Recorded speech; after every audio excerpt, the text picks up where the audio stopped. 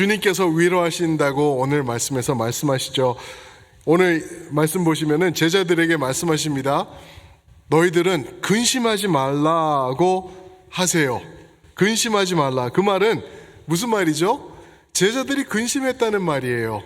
근심하고 있는 제자들을 보시면서 주님께서 근심하지 마 라고 명하고 계시는 것입니다. 그도 그럴 게 이 제자들이 왜 근심을 했나 생각해 보면은 이제 예수님이 말씀하시는데 너희 중에 한 명이 나를 넘길 거야 라고 말합니다. 그러니까 마태복음 26장에서는 정가요 하면서 누구죠? 유다까지도 저는 아니죠 라고 하면서 그냥 속이면서 자신을 속이면서 그렇게 들어가고 있죠. 그 결과 나는 죽게 될 거야 라고 주님께서 또 말씀을 반복해서 하세요. 이 말을 들은 제자들은 근심했던 거죠. 이게 무슨 일이래? 우리 주님이 왜 죽어야 돼? 그리고 우리 중에 하나가 그것도 이러면서 지금 근심하고 있는 거예요. 근데 뿐만 아니라 예수님 당신도 근심하셨다고 13장 21절에서 말씀하시죠. 왜요? 유다를 걱정하시면서 유다가 저러면 안 되는데, 유다가 회개해야 되는데 하면서 근심하셨다라고 말씀하고 있습니다. 여기서 근심이라고 번역된 단어는요, 이 타라소라는 단어입니다. 이 말은 그냥 몹시 흔들리다. 너무 흔들려가지고 shaken 너무 흔들려서 어쩔 줄 몰라 하는 그러한 상황을 말하는 단어이기도 합니다. 사랑하는 성도 여러분, 그렇게 어쩔 줄 몰라서 걱정하시면서 불안해하신 적 있으시죠? 어쩌면은 지금 이 순간에도 무엇 때문인지는 몰라도, 저는 몰라도 주님은 아시는데 여러분들이 그 불안한 가운데, 그 떨리는 가운데 지금 이 자리에 계시는 성도님들도 분명히 계실 수 있다라는 거죠. 그러면은 우리가 어떻게 하면은 떨리지 않을 수 있을까? 근심하지 않을 수 있을까? 불안을 이겨낼 수 있을까? 주님께서 오늘 말씀하십니다. 그 답이 뭔지 아세요? 1절 말씀 보시면 나와요. 함께 한번 1절만 한번 읽어볼까요? 시작. 너희는 마음에 근심하지 말라. 하나님을 믿으니 또 나를 믿으라. 아멘. 여러분, 근심을 이기는 유일한 처방은 믿음인 줄 믿습니다. 정말 아멘이세요? 정말 아멘이시구나. 그런데 보세요. 믿음 하면은 우리가 좀 힘들어요. 답은 믿음이야. 우리가 다 신앙적으로, 심적으로 다 알고 있는데 나를 믿어라. 그러면 된다라고 하신 주님 앞에 우리는 좀 더 실질적인 거를 좀 말씀해 주시지. 그렇지 않나요? 저는 그런 생각이 딱 들었어요. 왜냐하면은 믿음이란 게 굉장히 추상적이지 않나요? 그게 뭐야? 주님이 믿으려는데 믿어요 하면서도 너무 추상적인 거예요. 이거 뭐 하는 거지? 어쩌라는 거지? 라고 그런 질문이 드시는 게 솔직하세요. 그게 맞는 거예요. 왜? 믿음은 굉장히 추상적이기 때문에. 그래서 주님은 오늘 읽은 말씀 1절부터 11절에서 구체적으로 믿음이 뭔지 말씀해 주세요. 아니, 믿음이라는 거를 정의를 내려주시기보다는 무엇을 믿는 것이 믿는 것인지, 무엇을 믿는 것이 예수님을 믿으라는 말씀인지, 믿으라는 명령에 무엇이 내포되어 있는지 그거를 큰 거를 굵직굵직하게 몇 개를 짚어주십니다. 그래서 오늘 말씀을 보면서 이 믿음이 무엇인가 우리가 생각해 봤으면 좋겠고, 그 내용들이 무엇인지 우리가 깨닫고 믿음 붙잡는 성도님들로 살아가기를 축복합니다. 아멘. 주님께서 오늘 크게 두 가지로 선언하시면서 설명을 해주십니다. 첫 번째가요, 주님의 선언입니다. 주님의 선언. 영어로는 proclaim 또는 proclamation이라고 하죠. 주님께서 힘들어하는 제자들에게 선언하시죠. 선포하고 계시는 거예요. 무엇을요? 2절 말씀 보시면은 이렇게 말씀하시죠. 내 아버지 집에 거할 곳이 많도다. 그렇지 않으면 너희에게 일렀으리라. 내가 너희를 위하여 거처를 예비하러 간다. 무슨 말씀이죠? 아버지 집을 마련하러 가는데 거기 너희가 거할 거야. 너희 이름이 거기 벌써 들려 있어. 우리 영원한 본향집이야 라고 그것을 그 하나님의 집 안에 우리의 거할 곳이 있다는 것을 믿으라는 거예요. 그것을 지금 선포하고 선언하고 계시는 주님이라는 거죠. 그게 무엇인가? 지금 이거 천국을 말하는 거 확실해요. 그렇죠? 천국, 우리의 영원한 본향집을 말하는 게 확실한데, 그러면서 예수님께서 비껴서 말씀하시는 게 뭐냐면은 지금 너희가 사는 것, 이 땅에서 사는 것, 여기다 목숨 걸 거 아니야. 이게 우리의 결말이 아니야. 이게 아니라 우리는 이 땅의 사람들이 아니라 천국에 속한 하나님의 사람들이야. 우리의 본향이 우리를 기다리고 있단다 라고 말씀하시는 줄 믿습니다.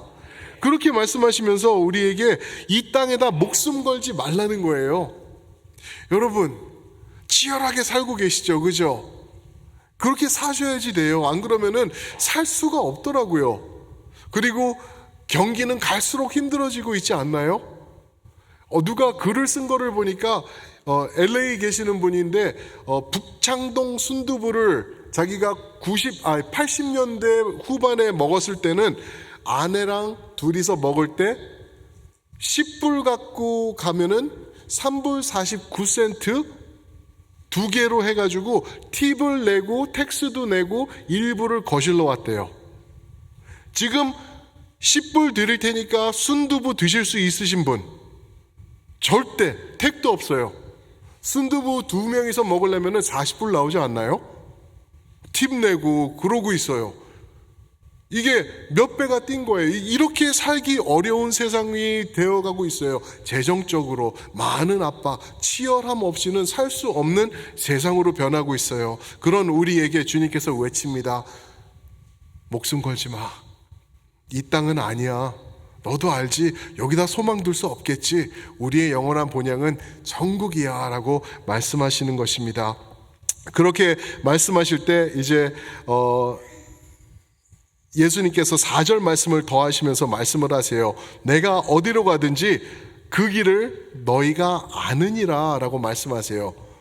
너희 알고 있지? 이미 알고 있잖아. 내가 어디로 가는지 너희는 알고 있단다 라고 말씀하시는 거예요. 이게 무슨 말이죠? 좀 헷갈리는 말이에요. 그러니까 바로 도마가 말을 합니다. 여러분, 예수님의 제자 도마가 성경에서 말을 할 때는요, 집중해서 한번 읽어보시기 바래요. 도마가 좀 거칠어요. 그리고 아주 직설적이에요.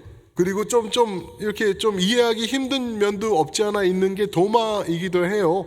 그런데 도마의 말을 통해서 예수님께서 아주 심오한 진리, 깊은 진리를 우리에게 말씀해 주세요. 오늘도 마찬가지입니다.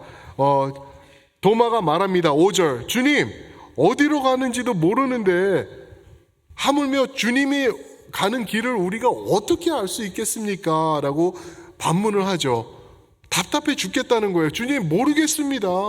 우리 몰라요 라고 말하고 있습니다. 그럴 때 주님께서 외치듯이 말씀하시죠. 6절이죠. 6절 우리 함께 한번 읽어보겠습니다. 6절입니다. 시작.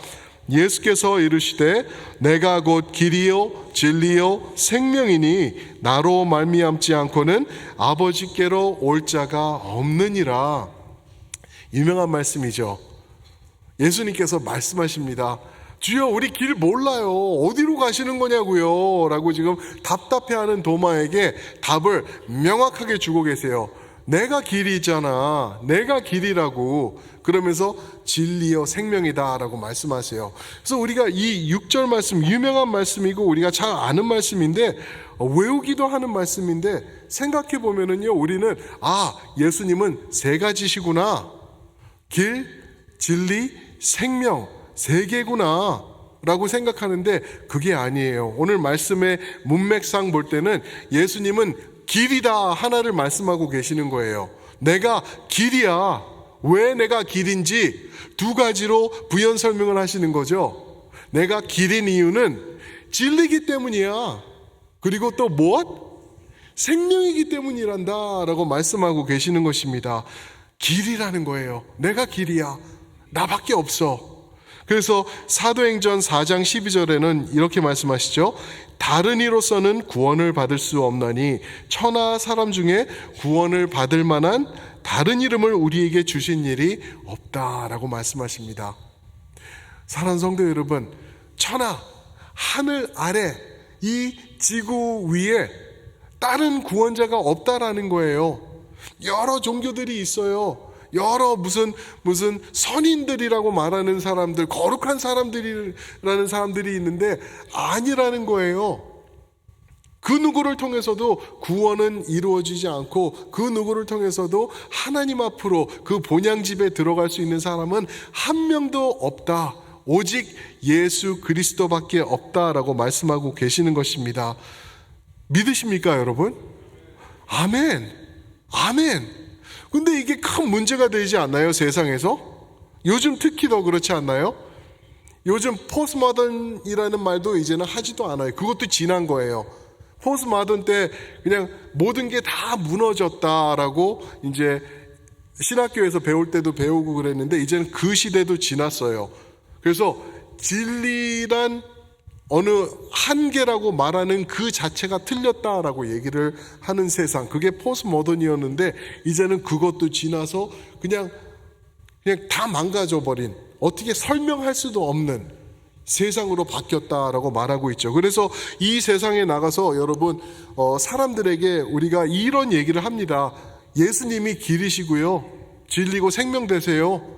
그래서 예수님만이 유일한 구원자 되시죠 라고 말하면은 세상이 뭐라 그러죠, 우리에게? 당신들은 그래서 문제야. 너무 편협적이고 너무 배타적이야. 너무 네로 마인드야. 어떻게 그렇게 익스클루시브 할 수 있어? 너만 잘났냐? 다른 데도 잘났지? 라고 하면서 그렇게 잘났다고 하면 다른 종교도 받아들일 줄 알아야지, 오픈 마인드 할 줄 알아야지 라고 우리에게 외치는 세상에서 우리가 살고 있다는 것이죠. 근데 우리가 기억해야 될 것, 여러분, 예수님께서 길이라고 말씀하시면서 진리와 생명이라고 그러셨어요. 그 말은 진리는 여러 개가 될 수가 없다라는 것. 그 말은 무슨 말이냐면 속성상 기독교의 진리, 예수 그리스도는 그렇게 좁을 수밖에 없다라는 것을 우리가 깨달아야 됩니다.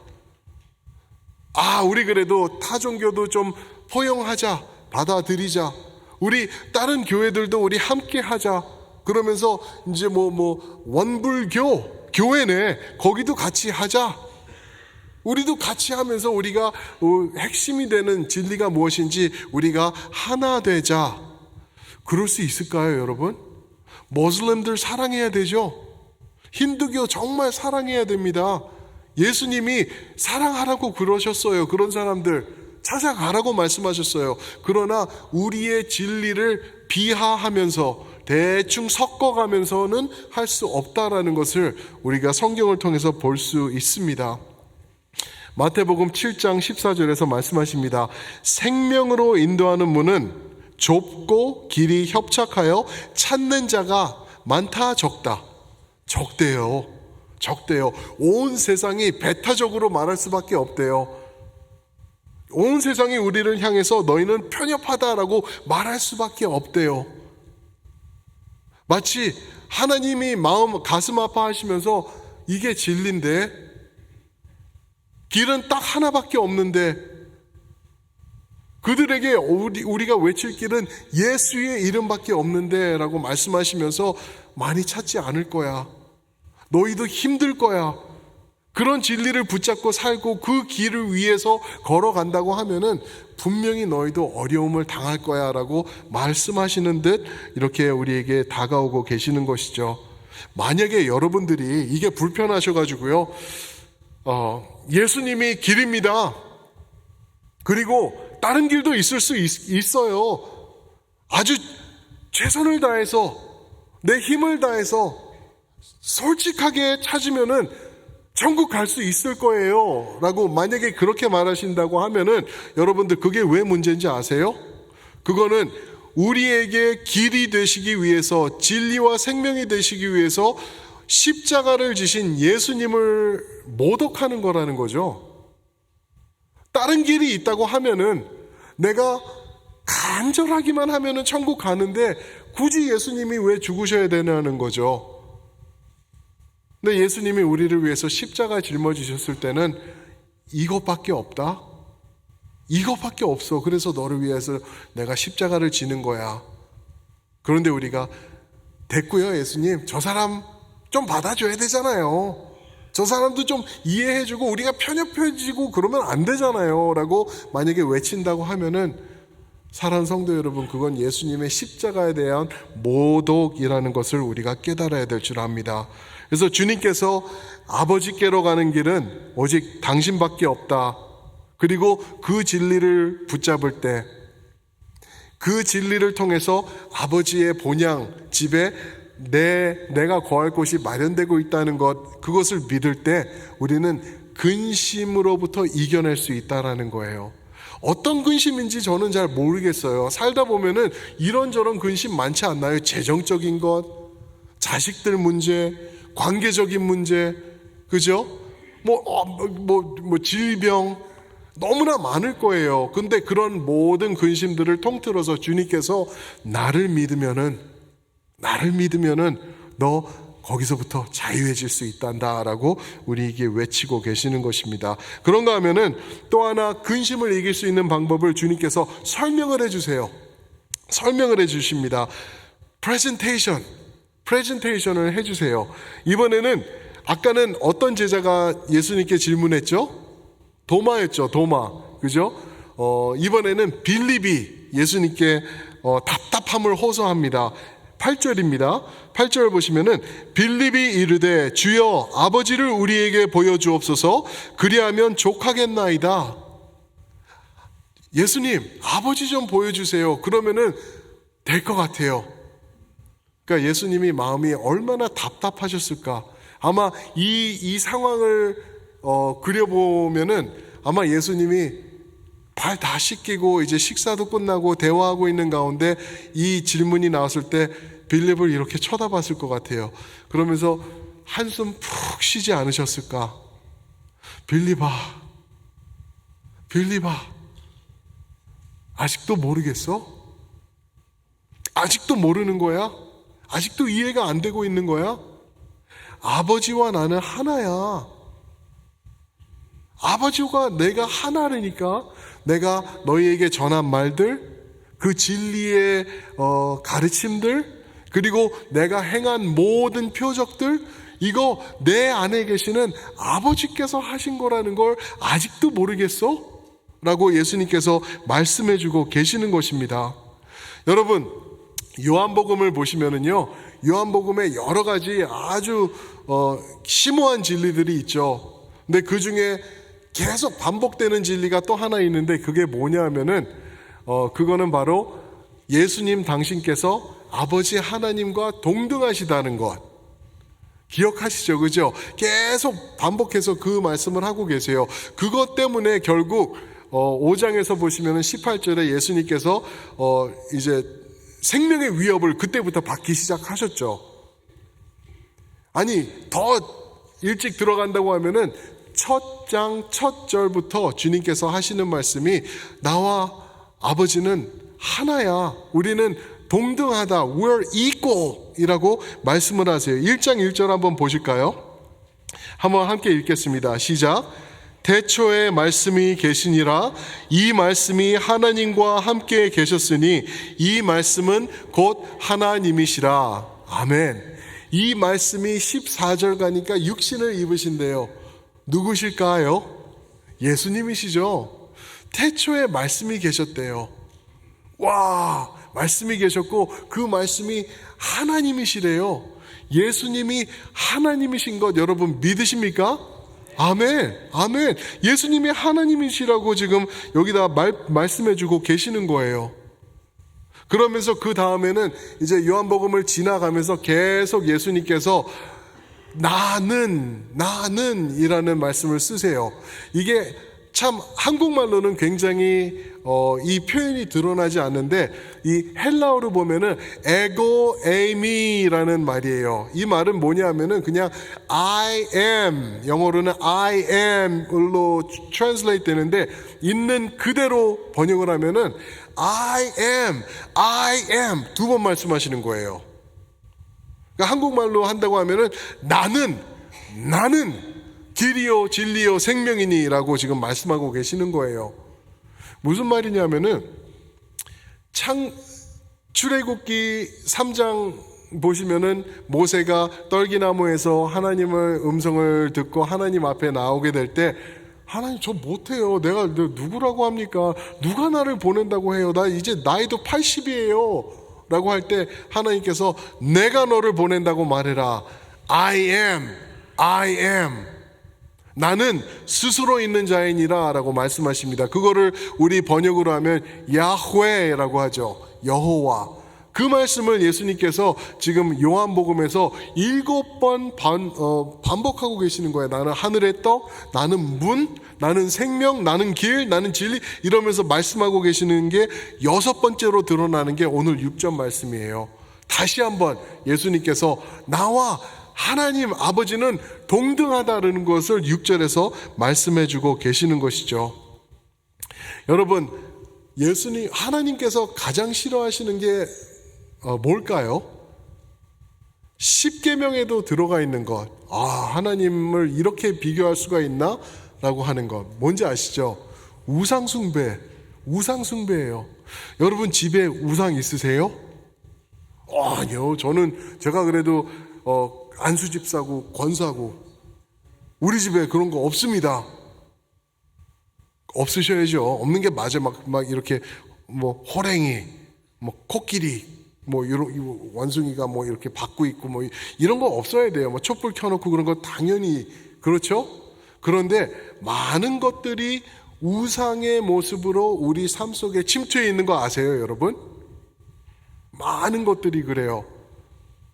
많은 경우에 우리의 성공주의의 삶, 우리가 재정적으로 원하는 것, 저 사람이 있는데 나는 없어서 아주 시기하면서 하나님 나도 저거 줘.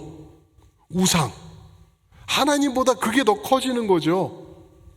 하나님이 왜 우상을 그렇게 싫어하는지 아세요? 하나님은요, incomparable God이에요. compare 될 수 없는, 비교될 수 없는 유일하신 하나님 맞나요?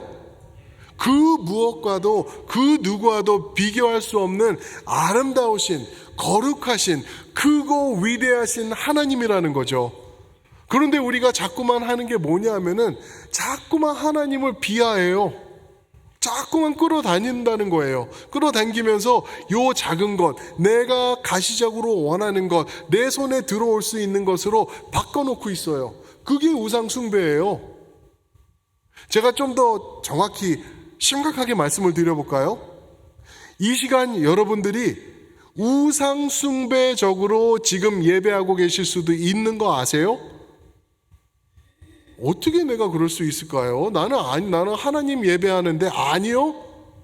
하나님이라는 그분을 예배한다고 있는데 우리의 생각과 우리의 결단 중에는 내가 편안하게 만들어버린 하나님이 존재하고 있을 수 있다는 거예요. 성경의 하나님 말고 그냥 내가 종교적 행위, 종교적 생활을 할 때 나에게 복 주시는 좋은 부적 같은, 비싼 부적 같은 하나님, 내가 예배하면서 앉아있을 수 있는 거예요, 여러분. 그럴 때 하나님이 외치시는 거, 그거 우상이다, 그건 나 아니야 라고 말씀하고 계시는 거예요. 많은 경우에 우리가 원하는 그 삐까번쩍하는 것, 번쩍번쩍하는 것, 남부럽지 않은 그러한 것, 그런 것들이 우상이 돼가지고 지금 우리 마음을 꽉 잡고 있을 수 있으면서 내 마음은 오직 하나님께 드려져야 되는데 그거를 못하고 있는 우리가 있을 수 있다라는 거죠. 그거 얼마나 무섭고 심각한 거예요. 나는 금송아지 절대 no thank you. 오직 하나님, 라고 하면서 내 안에서는 이상한 우상이 만들어지고 있는 것.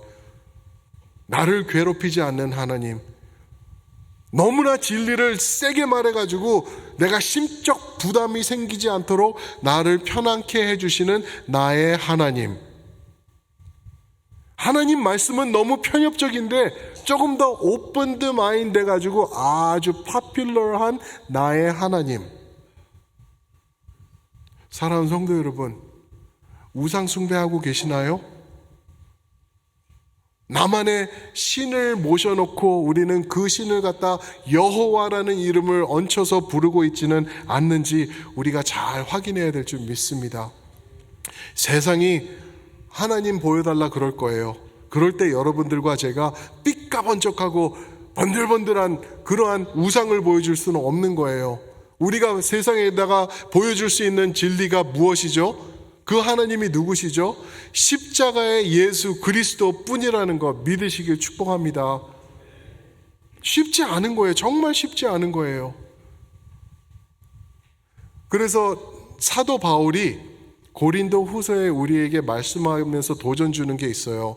고린도 후서 4장을 보시면은요, 우리를 어떤 그릇이라고 부른다고요? 질그릇이래요. 질그릇. 영어로 보면은 jars of clay예요. 흙, 진흙을 익혀서 만든 그릇. 한국말로 하면 maybe 뚝배기? 그런 거예요. 보잘것없는 10불 주면은 10개 갖고 올 수 있는 그런 싸구려. 금이 가도 이상하지 않고 이가 빠져도 문제되지 않고 오히려 구멍이 나 있고 그런 거를 그대로 쓰는 그런 질그릇이래요. 우리를 보고. 근데 우리는 싫어요. 그게 그렇지 않나요? 너무 싫어요. 우리는 고려 청자가 되기를 원해요. 번들번들 삐까번쩍하고 사람들이 보면 오. 우리는 고려 청자 아니면은 조선 백자도 좋다 이거예요. 조선 백자 한데 와, 내가 다른 질그릇들보다 이렇게 올라가 있는 것. 조선 백자도 안 돼요? 그러면은 본 차이나라도 되고 싶어 해요. 그러면서 구별되고 싶고 남들이 나를 보면은 두려워하는 그러한 모습이 되고 인정받는 모습, 삐까번쩍한 모습이 되고 싶어 한다라고 우리는 알고 있죠. 우리 자신들을. 맞나요? 분명히 다 그래요. 아니라고 말할 수 없으실 거예요. 저도 그렇기 때문에. 그런데 그러한 우리의 그릇된 모습, 복음과 상반된 모습 내려놓으라고, 이제는 질그릇의 모습으로 다시 돌아오라고 주님께서 복음이 우리에게 외치고 계시는 거예요. 왜? 나도 좀 깨끗한 그릇, 이 빠진 그릇, 금간 그릇, 구멍난 그릇 말고 그냥 좀 쓸만한, 어디 가서 창피하지 않은 그러한 모습으로 좀 드러나고 싶은데 왜 질그릇 돼야 하나요? 왠지 아세요?